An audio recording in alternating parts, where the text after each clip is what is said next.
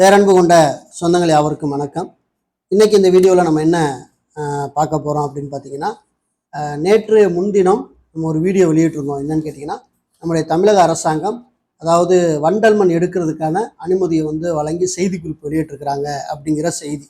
அந்த 3 பயன்பாட்டிற்கு அந்த வண்டல் மண்ணை எடுத்துக்க முடியும் அப்படின்னு நம்ம சொல்லியிருந்தோம்.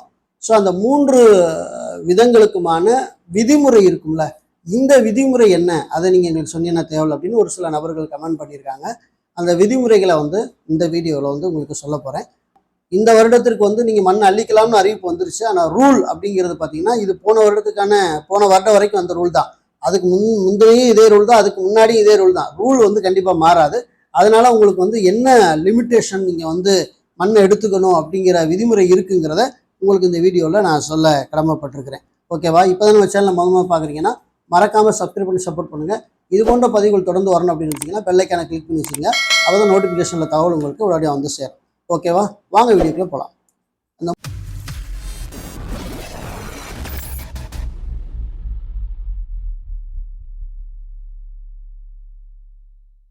3 விதத்திற்காக நீங்கள் மண்ணை பயன்படுத்திக்கலாம் சொன்னோம். ஒன்று பார்த்தீங்கன்னா விவசாயம், இன்னொன்று பார்த்தீங்கன்னா மண்பாண்டம் தயாரிக்க, இன்னொன்று வீட்டு உபயோகத்துக்கு. இந்த 3 கேட்டகரியில் நீங்கள் மண்டல் மண்ணை எடுத்துக்கலாம் அப்படிங்கிற அனுமதி இருக்கு இல்லையா? இதில் பார்த்தீங்கன்னா விவசாயம் அப்படின்னு பார்த்தீங்கன்னா நஞ்சை நிலம், புஞ்சை நிலம், இந்த 2 நிலத்திற்கும் நீங்கள் மண் அடிக்கிறதுக்கான விதிமுறை என்னென்னா, நஞ்சை நிலத்துக்கு 2 ஆண்டுக்கு ஒரு முறை ஏக்கருக்கு 75 கனோமீட்டர் தான் நீங்கள் எடுத்துக்க முடியும். போன வருடம் நான் மண் அடித்தேன், இந்த வருடமும் நான் மண் அடிக்கிறேன்னு சொன்னால் கண்டிப்பாக வாய்ப்பு இல்லை. 2 வருடத்திற்கு ஒரு முறை ஒரு ஏக்கருக்கு நஞ்சைக்கு 75 கனோமீட்டர் தான். ஒரு ஹெக்டேர் அப்படின்னு பார்த்தீங்கன்னா 185 கனோமீட்டர் தான் நீங்கள் மண் அடிக்கிறது தான் விதிமுறை. அதே புஞ்சையாக இருந்தால் 2 ஆண்டுக்கு ஒரு முறை ஏக்கருக்கு 90 கனோமீட்டர் நீங்கள் மண் அடிச்சுக்கலாம். ஒரு ஹெக்டேருக்கு 222 கனோமீட்டர் நீங்கள் மண் அடிச்சுக்கலாம். இதுவும் 2 வருடத்திற்கு ஒரு முறை தான் நீங்கள் மண் வைக்க முடியும். அப்புறம் பார்த்தீங்கன்னா மண்பாண்டம் தயாரிக்கிறதுக்கு 60 கனோமீட்டர் நீங்கள் மண் எடுத்துக்கலாம். மண்பாண்டம் தொழில் செய்யணும்னு நினச்சிங்கன்னா நீங்கள் 60 கனோமீட்டர் மண் எடுத்துக்கலாம். அதுபோக பார்த்தீங்கன்னா சொந்த வீட்டு உபயோகம் பார்த்தீங்கன்னா 30 கனோமீட்டருக்கு மண் எடுத்துக்கலாம். இப்போ இந்த மேலே சொன்ன மண்பாண்டம் தயாரிக்கிறது, நஞ்சை நிலம், புஞ்சை நிலத்துக்கு மண் அடிக்கிறதுலாம் ரொம்ப கம்மி தான். வீட்டு உபயோகத்துக்கு தான் என்ன பண்ணுறாங்கன்னா, அதிக அளவில் கிராமப்புறங்களில் மண்ணை கொண்டு கொட்டுறாங்க. நம்ம பார்த்துருப்போம். JCB டிராக்டர்லேருந்து அள்ளி ஒரு வீட்டில் கொட்டுறதுக்கு 800 ரூபா, 900 ரூபா, 1000 ரூபான்னு சொல்லி மண்ணை விற்கிறாங்க. சென்ற ஆட்சியில் அதே மாதிரி வீடு வீடுக்காக இந்த மண்ணை கொட்டி பயங்கரமாக சேல் பண்ணாங்க. ஒரு சில இடங்கள்ல அதிகமாக இந்த இடத்த தோண்டிடுறாங்கன்னு சொல்லி புகார் கொடுக்கும் போது அதெல்லாம் கண்டுக்காமலேயே இருந்தாங்க. இப்போ ஆட்சி மாற்றம் நடந்திருக்குது. அதே தொடர் குற்றம் நடக்குதா, இல்லை இந்த முறை வேற மாதிரி நடக்குதா அப்படிங்கிறத நம்ம பொறுத்திருந்தான் பார்க்க வேண்டியிருக்கு. ஓகேவா? இப்போ 2வது என்ன அப்படின்னு பார்த்தீங்கன்னா, நீர்நிலை கட்டுப்பாடு, அதாவது நீர்வளத்துறை பொதுப்பணித்துறை சொந்தமானது. ஊர வளர்ச்சித்துறை பஞ்சாயத்து ராஜ் அவர்களால் வரையறுக்கப்பட்ட பகுதியில் இருந்து மட்டுமே மண்வெட்டி எடுக்க அனுமதி வழங்கப்படும் அப்படின்னு சொல்றாங்க. இப்போ ஊரகத்துறை கட்டுப்பாட்டில் இருக்கக்கூடிய நீர்நிலைகள் எதுவாக இருக்கும், அது ஊரகத்துறை அலுவலருடைய அனுமதி எந்தெந்த இடத்துல நீங்கள் எடுக்கணும்னு சொல்லி அனுமதி கொடுக்குறாங்களோ அங்கே தான் எடுக்க முடியும்.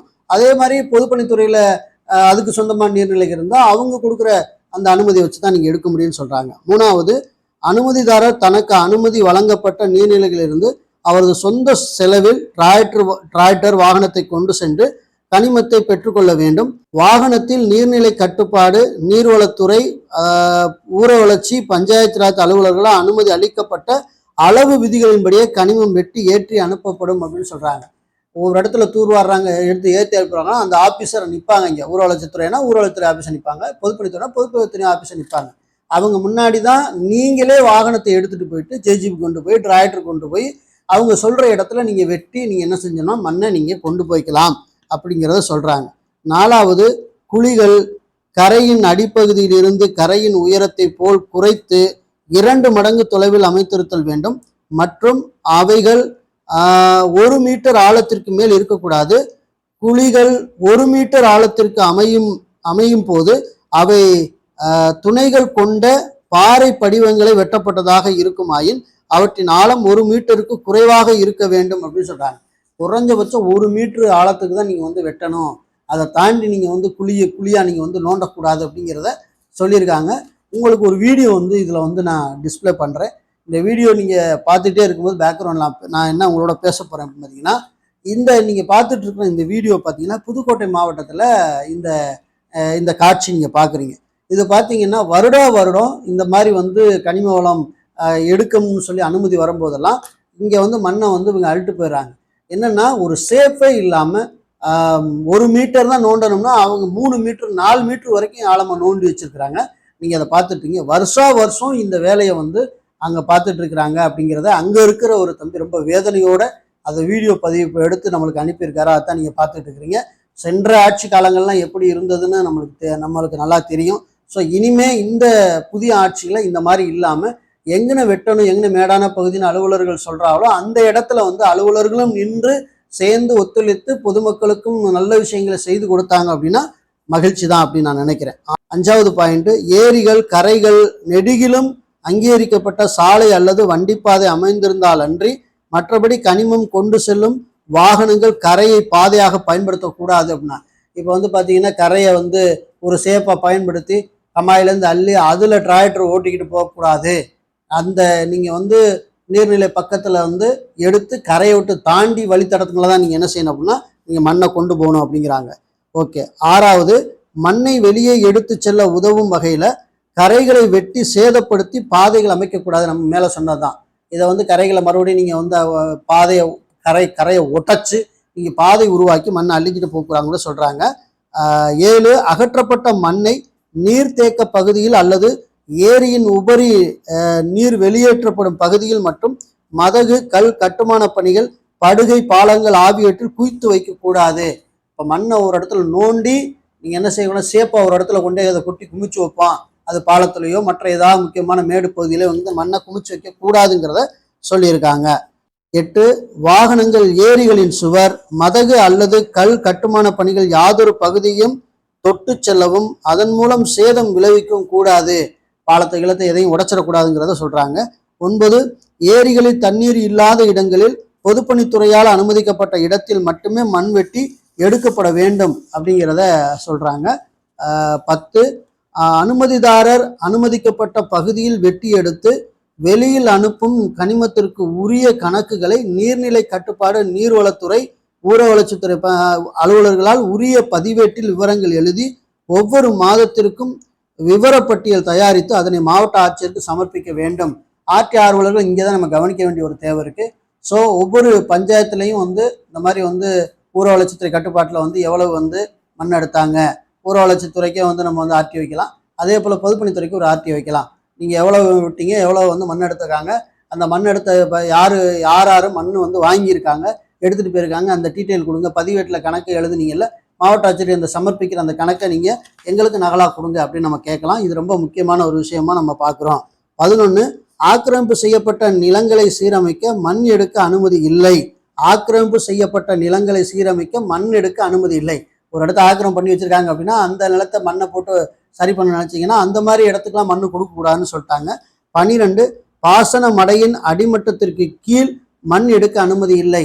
தண்ணி போகிற பகுதியில் பக்கத்தில் பார்த்தீங்கன்னா அந்த இடத்துல கீழே வந்து நல்ல மண்ணாக இருக்குது, அந்த இடத்துல நோண்டலாம் அப்படின்னு வச்சிங்கன்னா பாசன இடத்துக்கு பக்கத்தில் நோண்டக்கூடாது அப்படிங்கிறதையும் சொல்லிட்டாங்க. 13, இந்த நிபந்தனைகளை மீறும் பட்சத்தில் வண்டல் மண் மற்றும் களிமண் ஆகிய சிறு கனிமங்களை வெட்டி எடுக்க வழங்கப்பட்ட அனுமதி ரத்து செய்யப்படுவதோடு அபராத நடவடிக்கை மற்றும் குற்றவியல் நடவடிக்கை மேற்கொள்ளப்படும். மேலே சொன்ன இந்த விதிகள் எல்லாம் மீறினா இந்த மாதிரி ஆக்ஷன் உங்க மேலே எடுப்போம் அப்படிங்கிறதையும் சொல்றாங்க. 14, ஏரிகள் அணுகு சாலை மற்றும் கட்டமைப்புகளுக்கு ஏதேனும் சேதம் ஏற்பட்டிருப்பினும் அவற்றை இழப்பீடு அதாவது அனுமதிதாரரிடமே வசூல் செய்யப்படும். மேலும் ஏரிகளுக்கு ஏற்பட்ட சேதத்தை சீரமைப்பதற்கு அரசினால் ஏதேனும் ஒரு தொகை செலவிடப்பட்டிருக்கணும். அந்த தொகையை அனுமதிதாரிடமிருந்து வசூலிக்கப்படும். மண் எடுக்கிற ரொம்ப கவனத்தோடு இருக்கணும். நீங்கள் ஏற்றிட்டு வரும்போது ஒரு பாலத்தை கிளத்தை உடச்சிட்டீங்க, ஏதாவது பகுதி சோறு ஊற உடச்சிட்டீங்க, இல்லை மடையடையே உடச்சிட்டீங்க அப்படின்னா அதை கட்டுமான செலவை நீங்கள் தான் கொடுக்கணும் அப்படிங்கிறத சொல்கிறாங்க. 15, விவசாய பயன்பாட்டிற்காக ஏரி கால்வாய் மற்றும் அணைக்கட்டிலிருந்து இலவசமாக களிமண் வண்டல் மண் எடுப்பது என்பது சுரங்க செயல்பாட்டு ஆகாது அப்படிங்கிறத ரொம்ப தெளிவாக சொல்லியிருக்காங்க. ஓகே. பகுதி 2ல் என்ன அப்படின்னு பார்த்தீங்கன்னா அது ரொம்ப கவனிக்கக்கூடிய ஒரு விஷயம் என்னன்னா, தமிழ்நாடு சிறு கனிம சலுகை விதிகள் 1959 விதி 12(2)(a)ன் கீழ் விவசாய பயன்பாடு மண்பாண்ட தொழில் மற்றும் வீடு உபயோகம் தவிர்த்து இதர நோக்கத்திற்காக, இது அல்லாம தவிர்த்து இதர நோக்கத்திற்காக ஏரிகளிலிருந்து வண்டல் மண் களிமண் வெட்டி எடுத்து செல்ல அனுமதி பெறுவதற்கான நிபந்தனைகள் அப்படின்னு பகுதி 2ல சொல்லியிருக்காங்க. நம்ம இதுவரைக்கும் இந்த 15 நிபந்தனை பார்த்தது பார்த்தீங்கன்னா அது ஃப்ரீயா மண் எடுக்கிறதுக்கான நடைமுறை.